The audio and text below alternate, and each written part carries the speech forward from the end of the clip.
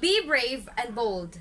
Hi everyone, I am Masha Laroa, and 2 months ago, I finished reading one of the books of Colleen Hoover, which somehow tells us her story regarding on her abusive biological father and how her mother able to gather strength to end the relationship knowing she was about to embark on a completely different kind of struggle. Now why do I tell you this?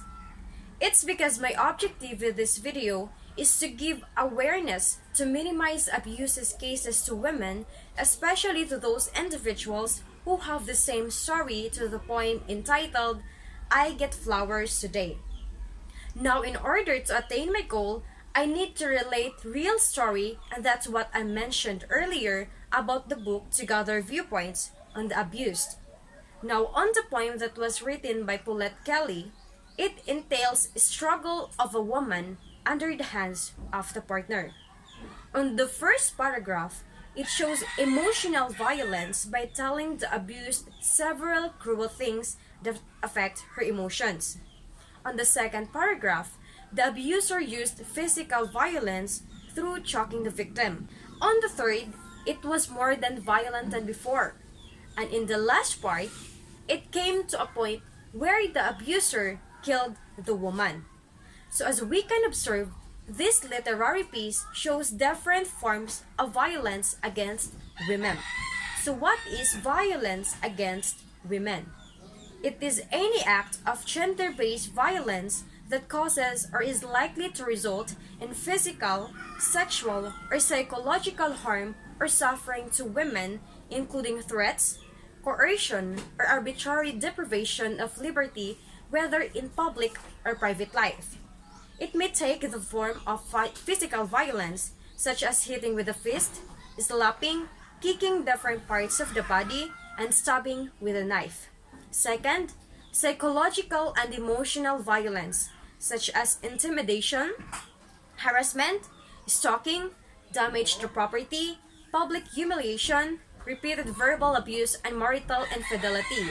Or it can be in the form of sexual violence, such as rape, sexual harassment, act of lasciviousness, treating a woman or cat as a sex object, making demeaning and sexually suggestive remarks, physically attacking the sexual parts of the victim's body, forcing a woman to watch obscene publications and indecent shows, or forcing the wife to live in the conjugal home in the same room with the abuser.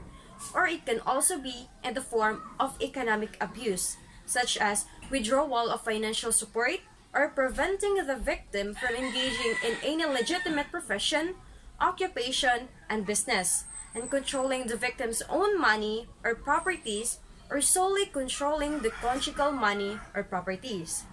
So what is the needs of implementing the Anti-Violence Against Women law? This law was passed to protect the women from those violence that I've mentioned. It is a universal declaration of human rights and the Convention on the Elimination of All Forms of Discrimination Against Women. So as we compare the condition of women before this law was passed and the condition after it was implemented, we can see that there are a lot of improvements, especially on the rights of every woman. It gives the victim right to have temporary shelter, livelihood and medical assistance, counseling, free public legal assistance, and be treated with dignity and respect. So don't allow yourself to be one of the women who will be likely the same as to the woman in the poem. Don't lock yourself in the hands of the abuser. You are a woman and you have the power. Now let me tell you the story about the book that I've mentioned. It was written by Colleen Hoover and the title is It Ends With Us. The experiences of the mother and the daughter in the story is somehow the same to the woman in the poem. The only difference is that the daughter in the story able to fight for her right. But let us focus first to the story of the mother. Her husband is compassionate, funny and smart, but with moments of unforgivable behavior. He is abusive, and when that happened, the husband would spend the next week making up for it. He would do things like buy her flowers or take the woman out to a fine dinner. On the first incident, the husband was immediately sorry. On the second, her husband was even more sorry. But on the third incident, it was more than a hit. It was a beating. So as we compare her story to the woman in the poem, they have the same story, right?